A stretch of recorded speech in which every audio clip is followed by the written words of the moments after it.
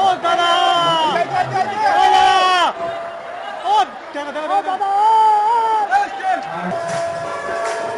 ও দাদা একটু বাড়িতে চাপন। ও দাদা বাড়িতে মাথাটা আছে একটা।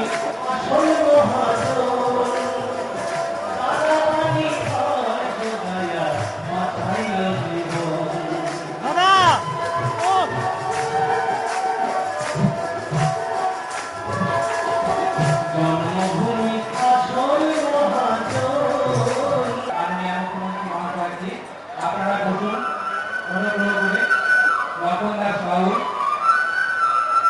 আরেকটি গান পরিবেশন করছেন।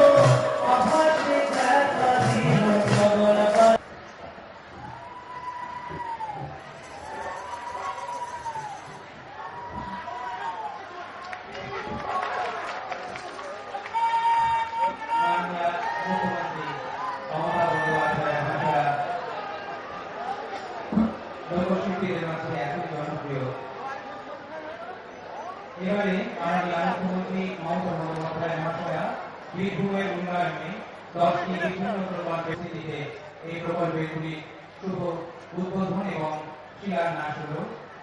যে প্রকল্পগুলির উদ্বোধন হল তার আনুমানিক ব্যয় প্রায় 22 কোটি টাকা এবং যে প্রকল্পগুলির শুভ শিলান্যাস হল তার আনুমানিক ব্যয় প্রায় 10 কোটি টাকা ছিল।